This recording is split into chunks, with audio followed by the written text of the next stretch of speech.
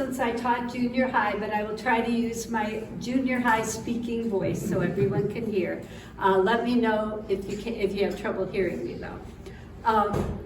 2 years ago in 2022, Russ and I celebrated our 70th birthdays and our 50th wedding anniversary and decided to do something I wanted to do for a long time. We went with Eric Brunke on his Victory Manual tour to Alaska.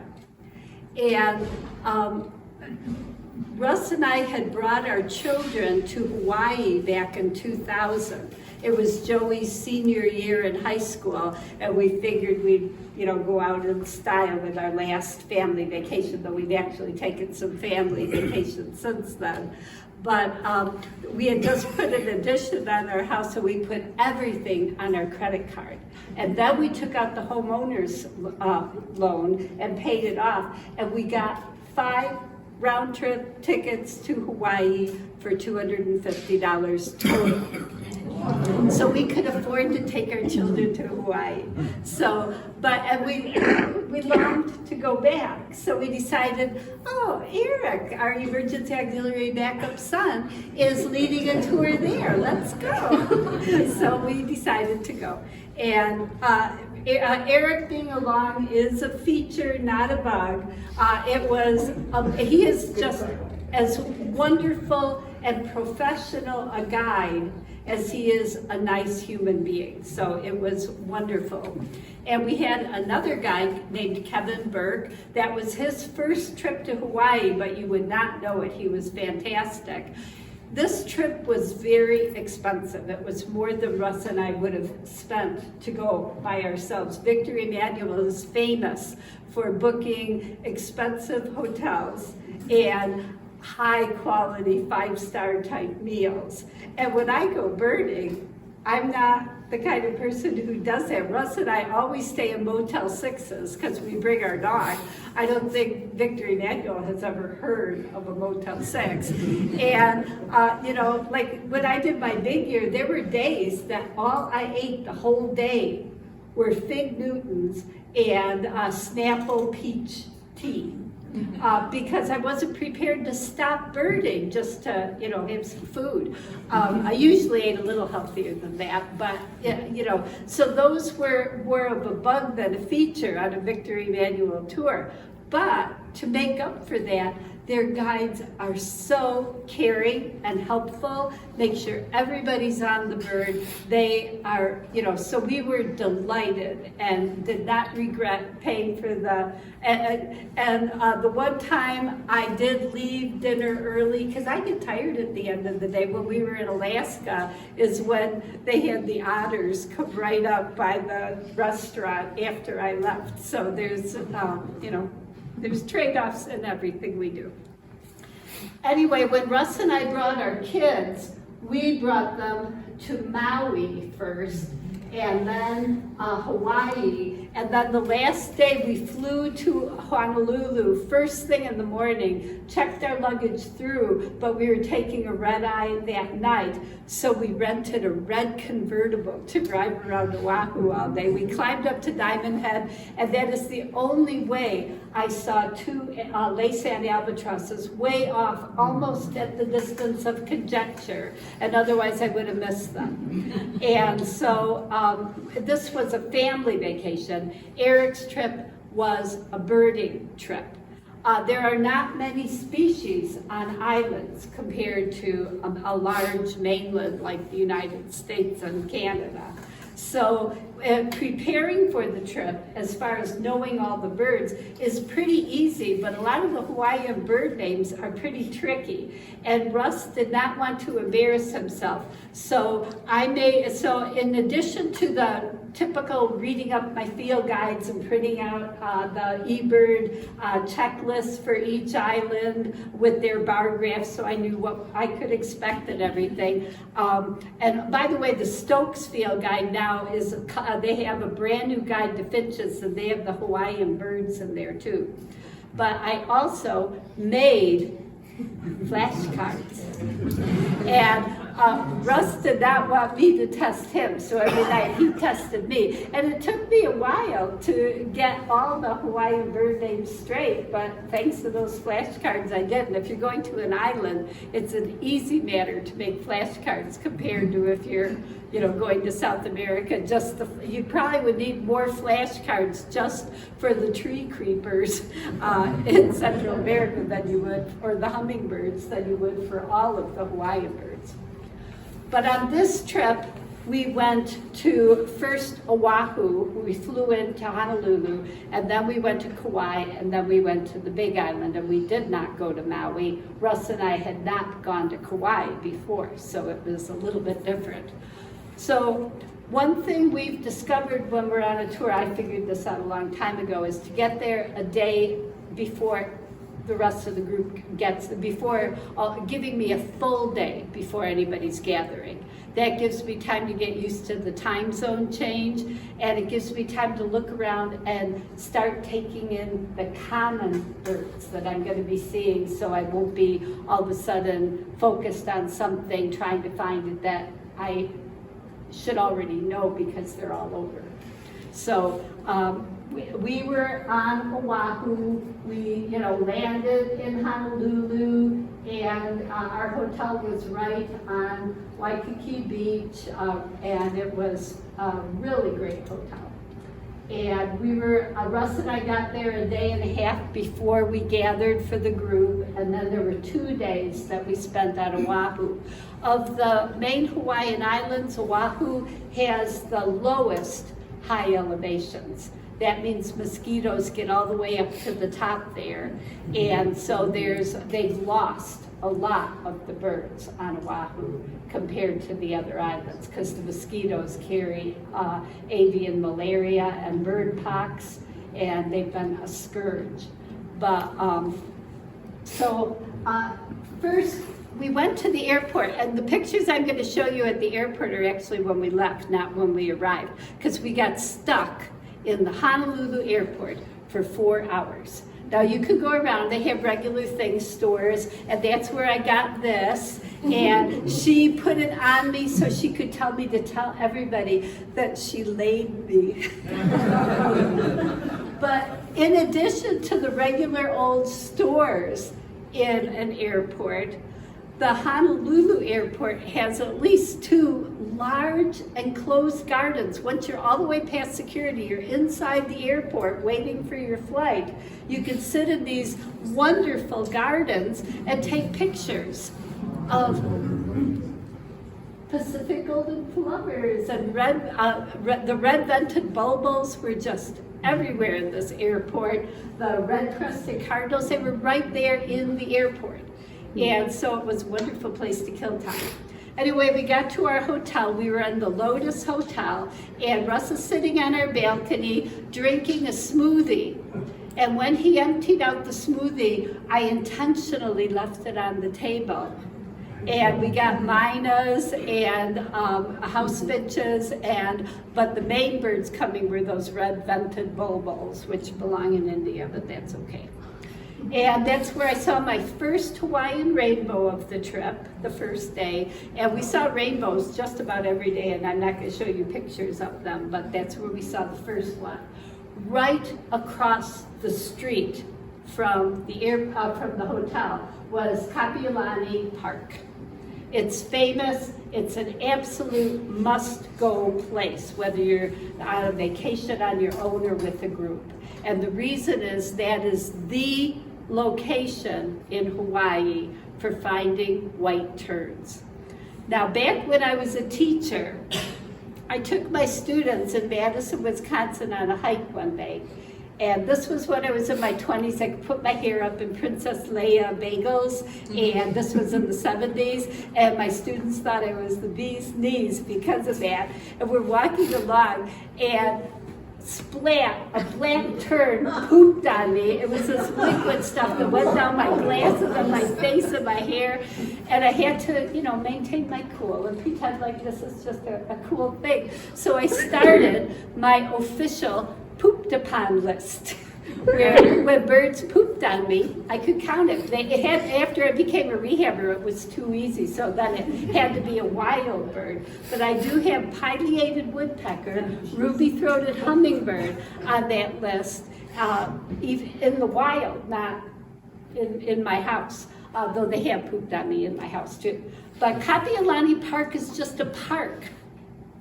And we'll get back to the white terns. There were a lot of riffraff there, just chickens running around. You're not allowed to count the chickens on Oahu or the Big Island and in much of Kauai, but you are allowed to count them for your ABA list in certain places in Kauai where they're considered established as a long-standing population. And if you notice, oh, I didn't put it on there, but they actually do have a native name for the chicken. Rock pigeons were everywhere, and a whole lot of them were white because a lot of people get married in Hawaii, and they have these silly things where they have the dove release, and they use white pigeons, and so those are kind of the dominant birds there. But there's spotted doves. Those are originally from Asia, and they're shockingly beautiful. And the zebra doves, also from Asia. They're everywhere. You just sit down and take pictures with your cell phone. They're so adorable and totally underfoot. My children loved them when we were there. The zebra dove and the myna are considered the two most abundant introduced birds in the islands. And they were, pretty much, if you wanted to see one, you could. But Pacific golden plover was the most abundant of all the native birds that we saw. They winter there, and the babies stay there usually for a year before they go up to Alaska. So they were really cool. And I'm going to mainly show Pacific golden plovers now, but we had them on all the islands. They were everywhere, just on busy roads, between cars, and this was at, I think, the Kauai airport. But they let you take their pictures. We got there at the very end of February, and I left on March 12th. And during the course of it, you can see that they started getting little black feathers. And then more black feathers as the days went by. The adults, this is my last day there. I got this picture right out our hotel in Hilo. But this picture I took in Alaska on Eric's trip because that's the goal, to look like that. Eric sent me, texted me the GPS coordinates to this tree. So Russ and I worked our way across the park, seeing all this riffraff to get to this tree and our white terns. It didn't poop on me, and I did not get a poop picture. Too bad, but it was so glorious, and so I got lots and lots of pictures. They're just so ethereally beautiful. And Oahu is the only one of the major Hawaiian islands that you find white terns at, and you mainly find them on Waikiki Beach. They're also in some of the smaller islands and stuff. That's not the only place they live, but that's the only place that's easy to see them. And they were just so cool. There were cattle egrets there. They were actually intentional. All the introduced birds were introduced like to have pretty birds there. As people were wiping out the other birds, they were bringing in the birds that were actually spreading the diseases to the native birds. The Dole Pineapple Company kept them from ever releasing hummingbirds because hummingbirds pollinate bromeliads, and they didn't want their pineapples pollinated. They wanted to do all the special, their own kind of breeding. So you won't find hummingbirds in Hawaii, but these were introduced to control insects. Isn't that special? There were rose-ringed parakeets flying around the park, and these red-vented bulbils. They were just so beautiful, even if they don't belong there. The mynas shocked me because I've never gotten so close to them to actually look at their eye. Look at the little dots that circle the iris. Isn't that stunning? So, what do you think is the reason I don't know it, I haven't been able to find anyone who will speculate, so, but it's pretty darn cool. And there were these little tiny common waxbills, which are a popular cage bird. Why don't I sit down, so, because I think I'm blocking you. But they're these adorable little birds that were just everywhere in the Queen Capiolani Park. In our balcony, you could see birds. There were house sparrows, of course, and house finches. In parts of the park close to the zoo, it was really easy to see yellow-fronted canaries. They're from Africa. They brought all these birds that are so pretty, but don't belong there, and it was very hard to find native songbirds. I did not see any native songbirds in Honolulu, but there were northern cardinals there, and then these red-crested cardinals from mainly the Brazil area. Russ and I went to this McDonald's. That's because back in 2000, when I wanted to add the white tern to my pooped upon list, my children in junior high and high school were mortified and wanted to be nowhere near me getting pooped on by a white tern on purpose. So Russ helpfully took them to this McDonald's. It didn't look like this back then. So I could sit. I found the white tern I found for my lifer, and the one who pooped on me was actually on a wire. And it was just sitting there, and I sat where I thought it would be, and I sat, and all of a sudden, splat next to me. So I cleaned off the grass, moved over there, sat, and sat, and sat, splat the other side of me. So I moved sort of between the two and sat, and Russ came back with the kids just in time, splat. I was wearing a hat this time. So in honor, in commemoration of his at least trying to help them not see it, he and I went to McDonald's for breakfast, and there were pigeons walking on the floor. Every place we went, and an outside restaurant, the first time around, there were the little zebra doves underfoot that the kids just loved, but here they had grown up to pigeons. Russ and I went to the Honolulu Zoo that day that we were on our own, and that's the only time I saw a Laysan duck, because they've been extirpated from all the main islands. They're still living in the wild on some of the further out islands, but no longer on the main islands. But I did get pictures of them in the zoo. The main reason I wanted to go to the zoo was to get pictures of nenes. When Russ and I brought the kids in 2000, we had one nene on the whole trip on our second to last day in Hawaii. And the kids and Russ were just desperately searching to find one for me. So I wanted to get pictures, and they have a nene sanctuary there, and sure enough, I got quite a few beautiful pictures. They had these beautiful Java sparrows from Indonesia and Java, and they were you could see this, one of the parents feeding the babies, and it was so adorable. But then it was time for our group to get together. And so all that was stuff I saw before I even met the group. And a lot of it is stuff I saw with the group also, but now you want to see it again. And so Eric gave us all our bearings. We went for a little walk to Kapiolani Park, right across the street. It's kind of a busy road, then you get to a curb, and then you're in this grassy thing where kids were playing soccer and all these things. Okay, and right off the bat, when some people were still in the street, just getting on the curb, there are Java sparrows that we're looking at, and one guy looks up in a tree right there next to the street, and it was just there. And so for the rest of the time in Oahu, anytime we had a break, I ran over to take more pictures of these birds right there. And it was just so lovely.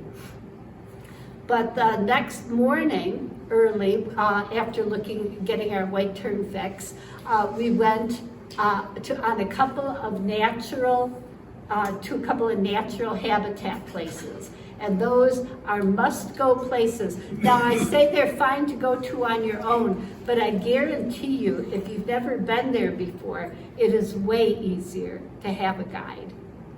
And it just is. And as I said, Oahu, the mosquitoes can get to all elevations there because there's nothing above them. But there's also another horrifying scourge hitting Hawaii now.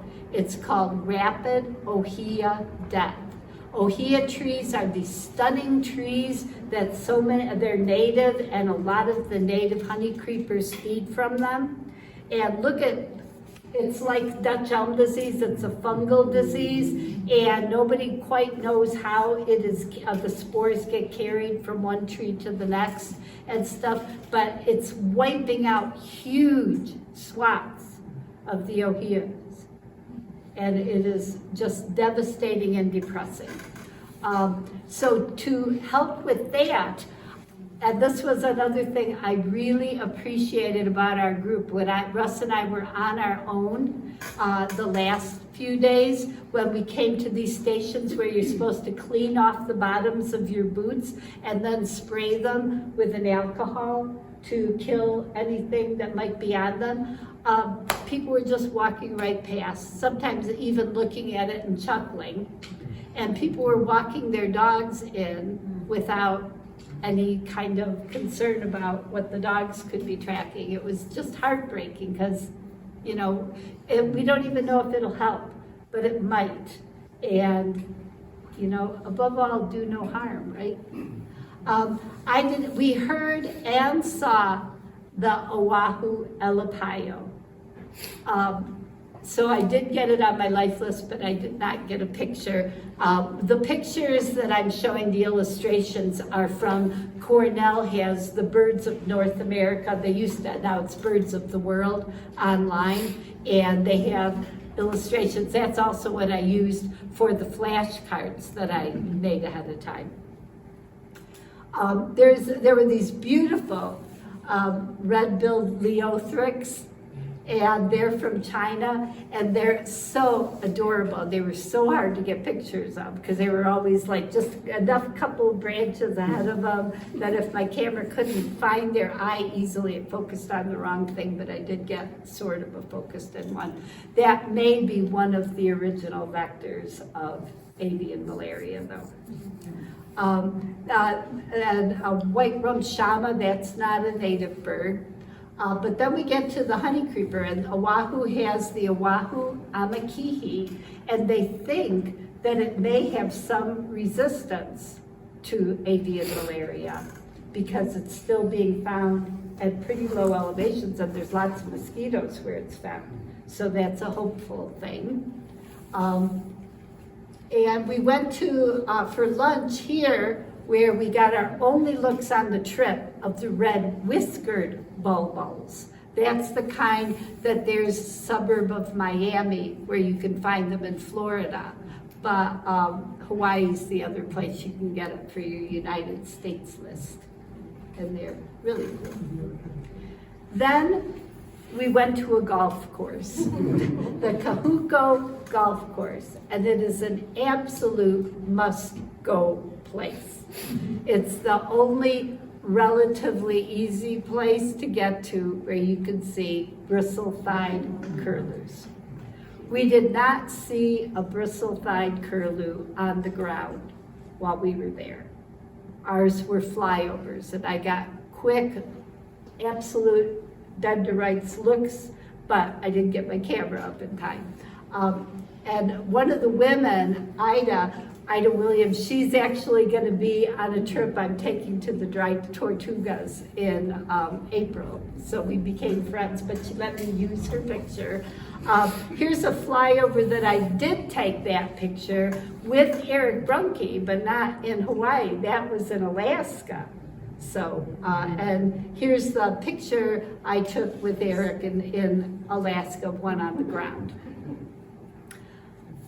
Albatrosses. I just love albatrosses. Wisdom the albatross is the only known living wild bird who is older than me. The latest wisdom could have been hatched is in January, February 1951, and I wasn't born till November. Wisdom could have, they assume she was at least 5 years old, that's how old they must be, to breed, and she was a nesting bird when Chandler Robbins put the band on her leg. That was on Midway Island, not in Hawaii.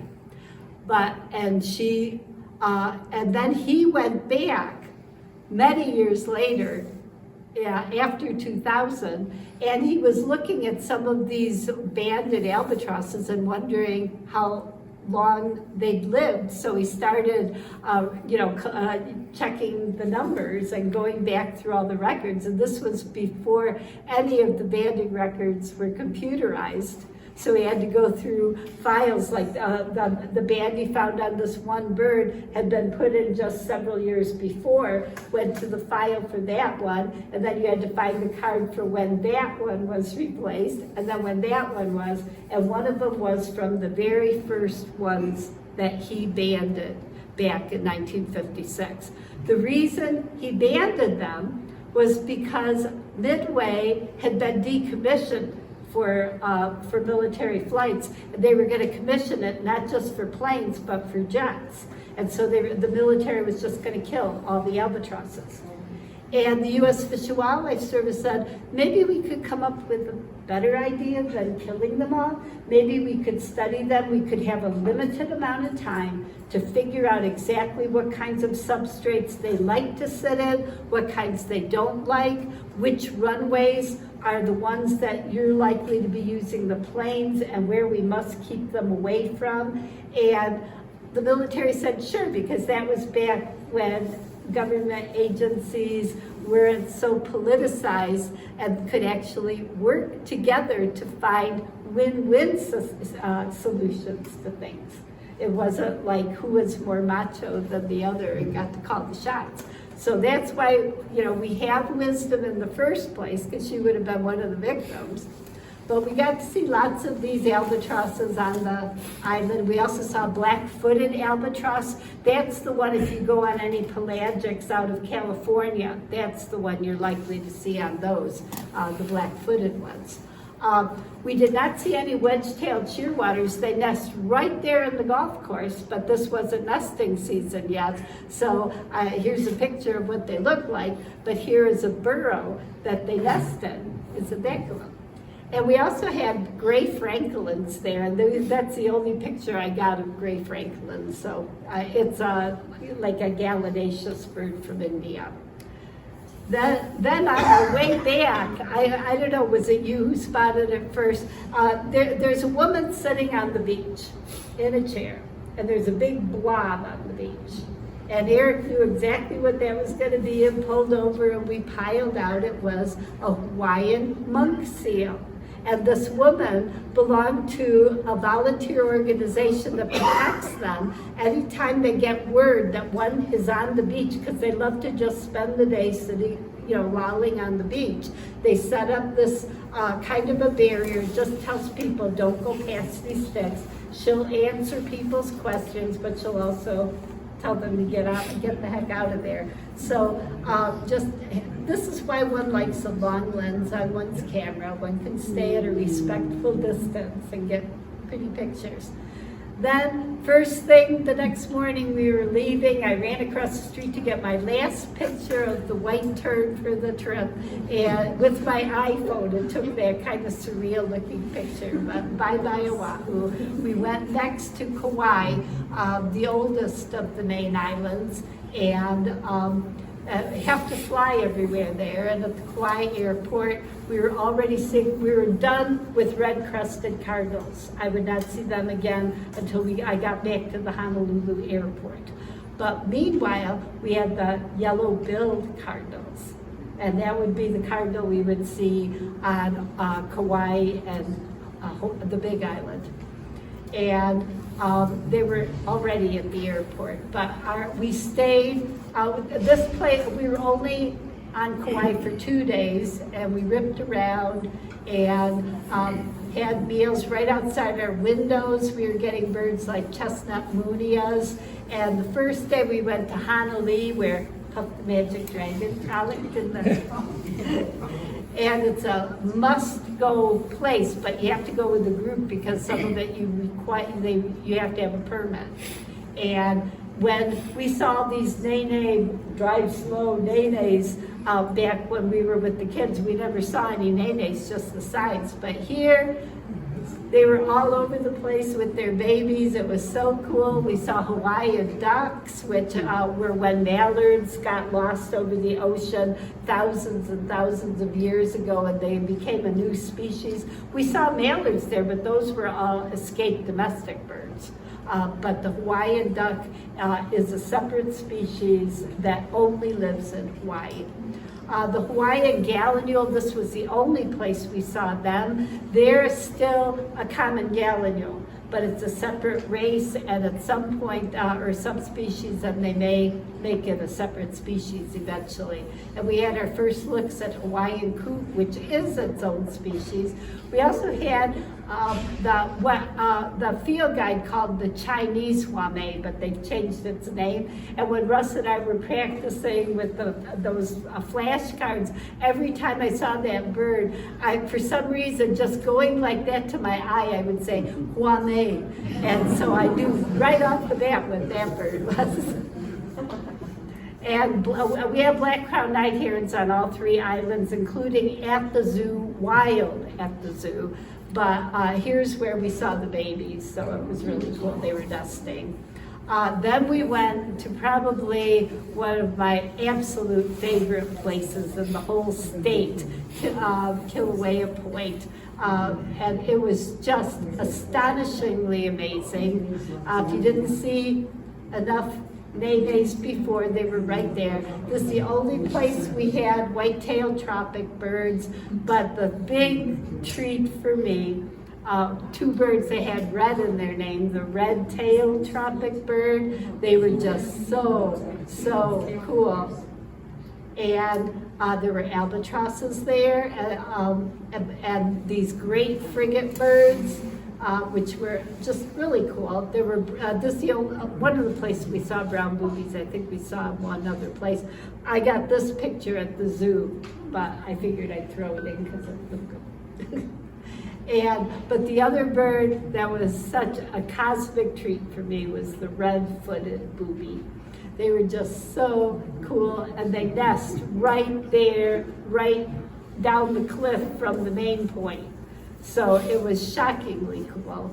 And look at those feet, aren't they cool? And so that was one of the big treats of the trip. We went to a little suburb type town, and there's nenes walking on the lawns, and you looked at the right lawn, and there was a lost snow goose. And this snow goose has actually been going there for several years. And one of the people who lives in one of the houses sent me an email and told me that it actually helps the nesting nenes with their babies. So sweet. Wasn't that cool? And then we went to Kokee State Park. It's another must-go place. You go up and up and look out whenever you can, and that's where we got our best looks at short-eared owls. It's the same species that Eric saw flying along Lake Superior Sunday at Hawk Ridge, flying past along the lake. It's the same species. And pueos, or the short-eared owls, are found on every island group in the world. They just get lost over water in pairs or quickly enough that they find a mate. And they've established, like the Galapagos and stuff, they're just wherever they want to be. We had Kauai Alapaio, and I did get sort of a picture. And we had our first apapanes and anianaus, and I did not get a picture of a Kauai amakihi. That's the one of the main island amakihis that is not at all resistant. And so they're in the most endangered of the Amakihis, but this is what it should look like. And this is where chickens count. So red jungle fowl can be on your ABA list. And then we went to Salt Pond Beach Park. There was a rarity there, a gray-tailed tattler. We saw wanding tattlers in several places, but this was a unique bird that did not belong there, but sometimes they wander from Asia. And so, gray-tailed tattler. We were only on Kauai for 2 days, and then we headed to the Big Island, and it was very auspicious that the plane we were flying in was named the Iiwi, because that's my other cosmically favorite Hawaiian bird. And so here we are on the plane and at the airport. We flew in, when we started it, we flew into Kona, and we went up to our hotel here, and then we took trips our first couple of days out of there. And here's the hotel or motel we stayed at during that brief time. We did not see a Hawaiian crow because there's none in the wild now. In 2000, let me see, do I need my glasses? In 2002, the last wild individuals were on the western slope of Mauna Loa on the Big Island. And fledglings have not been produced in the wild since 1992. Eggs have not been produced since 1996. Even though they were nesting every year, they couldn't produce eggs anymore. In 2016, 5 males were released, and 3 were almost immediately killed by Hawaiian hawks. And so the other 2 were returned to captivity.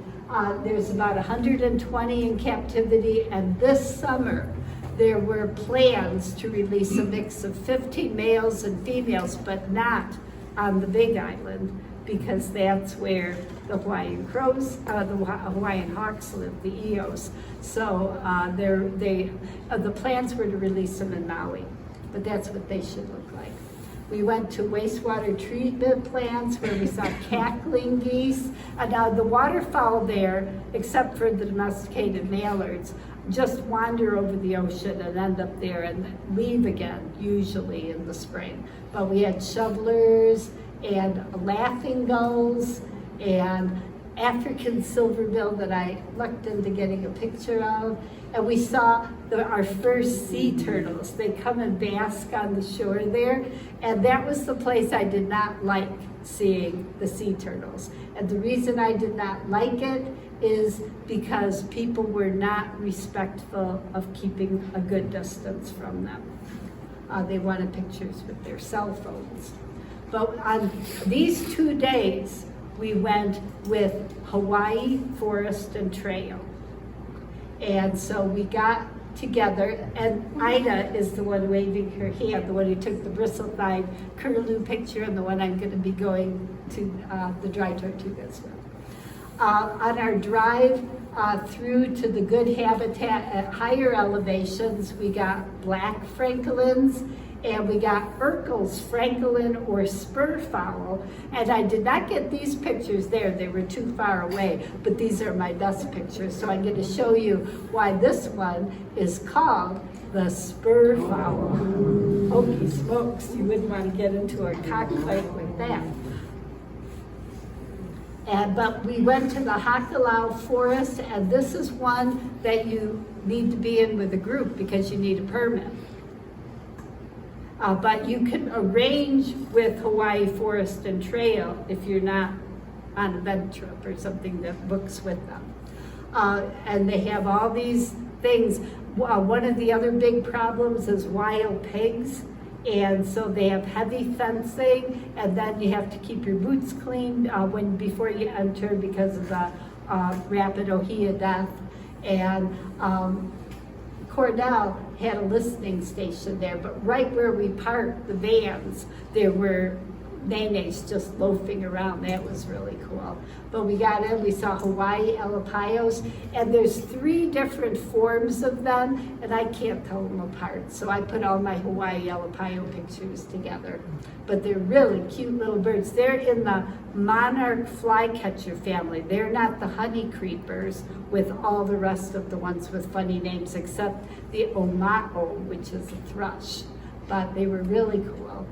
And they're just cute little birds. But here's an oma'o. I did not get this picture there. My picture there was really crappy, but I got this picture at the end, and I'll tell you where in a bit. We saw our first EEVs, which I just love. And we saw Akia Pala'au, which a lot of people just call Akis because it's easier. And that's the one with that ridiculous bill. The lower bill they use to hack into the tree, and they can hold the upper bill away from it to hack in. Then they use the upper bill to probe for the bugs. And the lower bill, the jaw actually separates so it can meet the tip of the longer upper bill to pick things. Isn't that cool? And it's the only bird in the known universe who does that. And they were so cooperative. I didn't even dream that we'd actually see one. And they were just so cool and cooperative. I mean, just look at that hook on the bill. Hawaii amakihis and the alawi or Hawaii creeper. And these birds are just about all endangered because of, you had to get up in the high elevations to see them at all, and many of them you used to be able to see right down to the coast. But avian malaria wiped them out. The Hawaii akipa, it was a cool orange one. I just loved them, and we were lucky that they were kind of cooperative for pictures. Then the next day, we went up for the bird, one of the birds I most wanted to see on this trip, the palila. That is the Hawaiian honey creeper. They all started out as an Asian rose finch from long ago that got lost. A whole flock of them must have flown together, ended up in Hawaii, and had babies, thrived, and speciated into these amazing birds. But I wanted to see a palila. They're the ones that kind of look like a yellow pine grosbeak. But pigs have been horrible to them, and even worse in some ways have been the mouflon sheep. The palilas need a plant called mamame. It's a tree, and there used to be a large swaths of contiguous forest, closed canopy of mamames. And that's what the sheep did to it. So it was so depressing. But we were so excited. And I was in the right van. And we got all prepared and we went in, and I heard one, and I heard it by myself, but I would not have counted it if I wasn't standing next to Eric, who also heard it at the same time. Because if I was by myself, I wouldn't be 100% sure. And Merlin, which I might have used there, is worthless in Hawaii. They just don't have the data yet. So it was no good at all in Hawaii. But I did not get a picture, but I do have a photo because Eric took this the year before. Yay, Eric. But I so wanted to see that bird. 2 people did see it. Was the other guide, Kevin, and that was cool because it was his first trip to Hawaii. And but then the woman he was standing with made no bones about it. She was not a birder. She was just there for her husband. So those 2 were the only ones who actually saw it. And Eric and I are the only ones who actually heard it. So it was kind of tragic. Hawaii amakihi, we had there, and they were nesting with little cute babies. And again, the Hawaii amakihi, like the Oahu one, seems to be fairly resistant to the avian malaria, so they can be found in more places at lower elevations. We stopped on our way back after we left the Hawaii Forest and Trail. Now we were driving to Hilo. We stopped at the Waikoloa Skate Park, and we had chestnut-bellied sand grouse. And based on the picture, I thought they were gonna be bigger, but they're just little, like mourning dove size, and they were so cute. We saw them on the ground first, but I didn't get focused pictures on the ground. That's the place we had rosy-faced lovebirds and Eurasian skylarks where I could actually get a picture. And then we went to our hotel in Hilo, and this is where Russ and I stayed even after the tour was over. And looking out at that island from there, when you see I'm going to show you some wandering tattler pictures that we had on this part of the trip. And they were on that island that I got my best pictures of several shorebirds. One of the reasons Native Hawaiians just decimated a lot of the colorful Hawaiian birds historically to make these beautiful feathered cloaks and just all kinds of gorgeous stuff. And this was hanging up in our hotel lobby.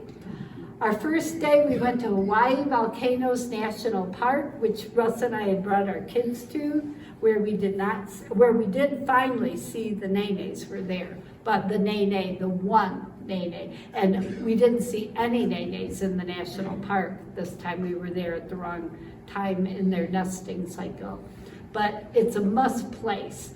And I threw in another rainbow because it was right there.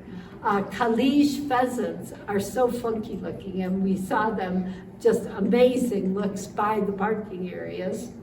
And there were signs saying not to feed them and stuff. This is my lifer nene from 2000. Russ took a picture of it, and he took a picture of me looking at it.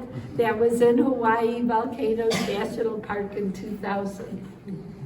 This was the easiest place to see apapanes, and I think they were actually more abundant in 2000 because the kids saw so many and they didn't have binoculars, weren't really paying attention, but they were just there. But we still got our best looks at them on the trip there. They were just so cool. And you can see how essential these ohia plants are. We took this long, long drive to the end of Chain of Craters Road, and I could have thrown in 20 or 30 amazing, each unique pictures of the lava on our way down there. There were just so many cool lava formations, but forget that because we were going there to see black noddies. And these may ultimately be split. The Hawaiian form has these funky yellow-orange feet, and they were so cool. And they were nesting right there on the cliffs. Russ and I went back another day after the trip was over, and some of my pictures were from them. I don't know which are which because we're in the exact same place. But they were so cool. Then we went to Whittington Beach State Park, another must-go place. In the places around it, we had really cool birds. Hawaii's first record of harlequin duck was there, and that was pretty cool to see. And we had a coot and black-necked stilt and wandering tattler there. But here's the ones I got on that island right across from the hotel after the trip was over. And I had the ruddy turnstones I got in that little thing across the hotel too, but we had them here. Sanderlings, and there was a belted kingfisher that had gotten lost over the Pacific and found its way to Whittington Beach State Park. And it was really cool to see. Kind of sad and tragic that it probably will never find a female who gets equally lost and finds her way to Whittington Beach State Park. But it was cool. And this was the place I loved seeing the sea turtles because they had keep out and rocks, and all the people respected them. So I got amazing pictures with a long lens staying outside the rocks And everybody was so respectful. It was wonderful. Then we went to lunch where it was clearly marked, please do not feed the birds, but birds are functionally illiterate, so they were very hopeful. But I did not feed it. Eric took that picture. I just loved those exotic South American cardinals. Then we went to Lokawaka Pond, and we got pictures of widgeons. That was one place we had the introduced mallards, among others. I do not have the pictures of pintails. They were further away. I took this one at the zoo, and I'm not sure if this was a zoo bird or a wild bird that found its way to the zoo, because it wasn't in an enclosure, and I couldn't see if a wing had been cut. We went to Rainbow Falls Lookout, which Russ and I went back to get real close to the falls. But we saw EOs on 4 different days on the Big Island. But this is the place where we saw one landed in a tree. So I threw that in. And it's also where I got my best pictures of the white eyes after, when Russ and I went by ourselves and hiked into the falls. And here's our last dinner, and then Russ and I were on our own. And if you're ever staying in Hilo, make sure you go to Liliuokalani Gardens. It was the place right across from our hotel. You just walk out and you're there, and then you can follow the path to that little island. And it was amazing. It's the only place I got pictures of mongoose, but it's out of focus, so sorry. But it had an amazing, like these are all introduced birds gathered there. There's not even a Pacific golden plover mingling with them. But that's one of the many places we had saffron finches. And I saw my lifer in Peru where they actually belong, but they were pretty funky looking. And this was where I got the closest pictures of all of nenes, so I could get close-ups of their feet. They were just in the park. It was so wonderful. There was this wonderful pair, and then in the hotel lobby, I heard one of the maids talking with another maid about the feral cat eating the baby nenes the day before. And people feed the friggin' feral cats. It's so frustrating. So we went to another place that was amazing that I would not have known about, but Kevin told me to go there.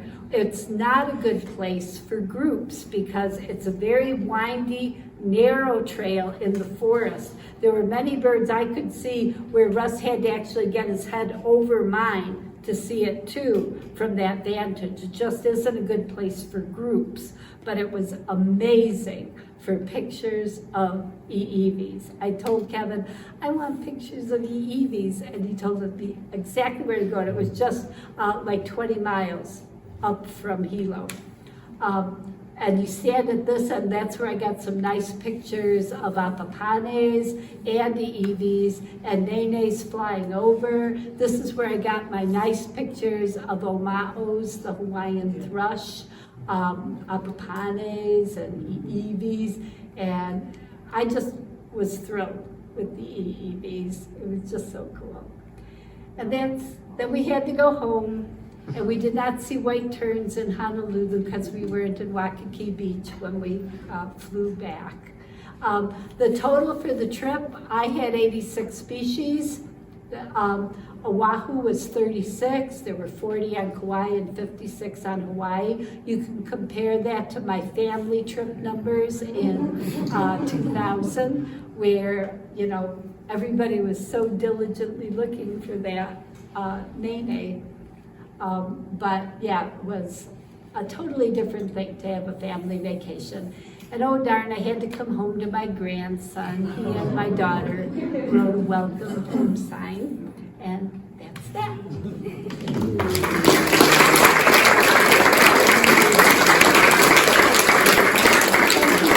Sticking it out.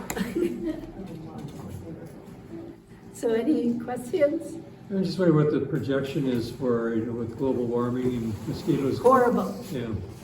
Between global warming bringing mosquitoes to higher elevations and the more active ocean storms and things. It's very scary. And one of the other things that the poor Palilas are dealing with because of climate change is they're dealing with a horrifying drought. So the mamanes that are still there are not producing fruit, and the Palilas need the fruit to breed. They can feed on other things, but they cannot get into breeding condition without mamane fruit. And so between the devastation from the hogs and the mouflon sheep just wiping out the vegetation, it's just so scary. Greg? On your birding trip, did you re-see all the species you saw on your family trip? Not the ones we saw in Maui. Oh, yeah, I mean, never. Yeah, because we'd gone to Maui and I did see quite a few cool birds there. But I don't think, unless lavender waxbill, I don't think we had lavender waxbill, did we? And I did have that the first time around. But I think that's the only one. And I got way better looks at albatrosses. And plus, now I have a camera. In 2000, Russ took the one picture of the geese with his just regular lens on a film camera shooting slides.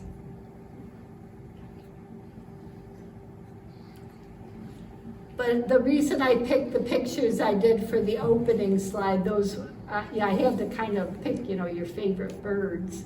And those, the white tern, I don't know, there's something about having a bizarre pooped upon list because you were a junior high teacher that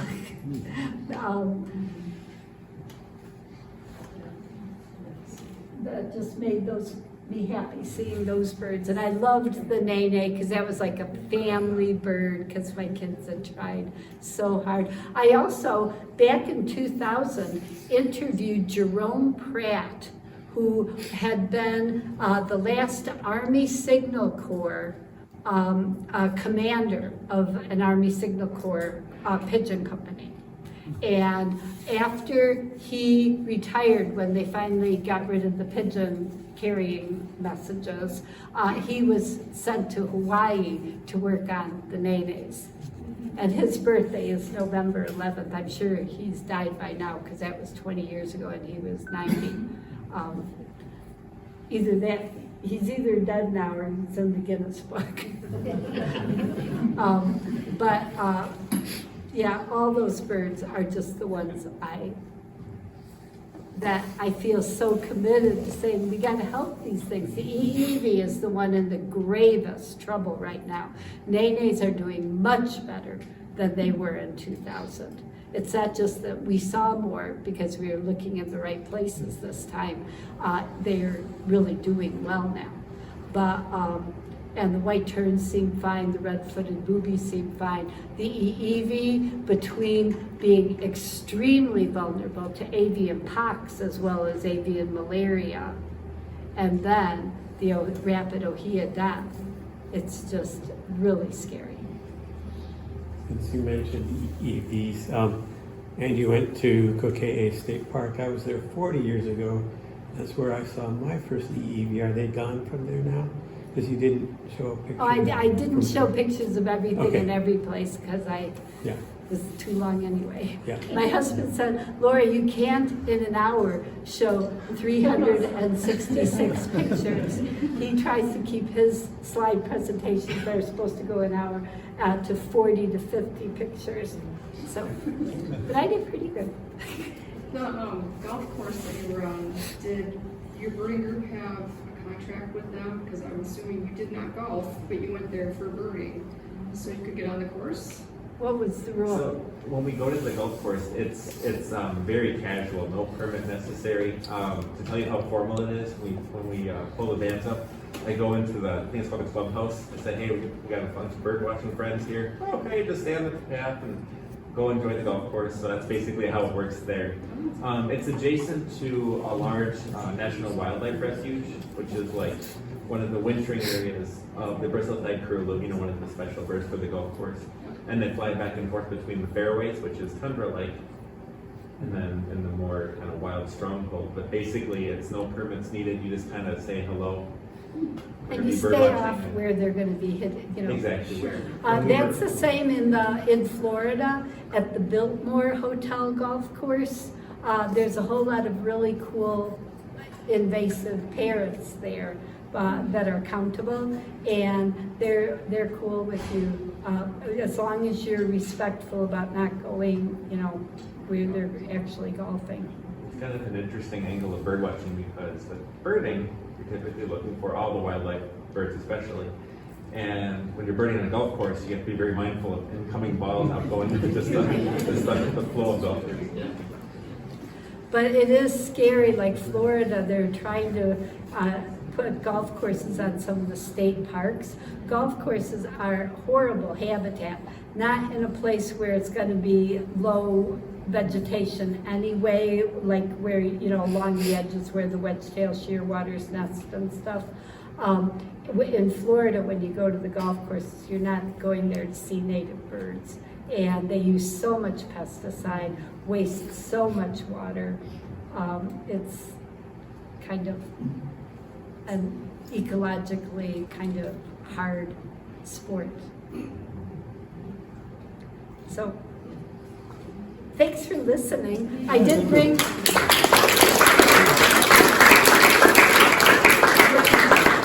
When you go on a tour, they make you a field report at the end. They send you an itinerary at the beginning telling you all the places you're going to go so you know what to do, and they give you a checklist. And this one, it was too thin for the binding, so everybody's were falling out, but I stole part of my husband's so I could strengthen mine. Yeah, I have 2 pieces of plastic holding together. Let's thank Laura once again for taking us to Hawaii.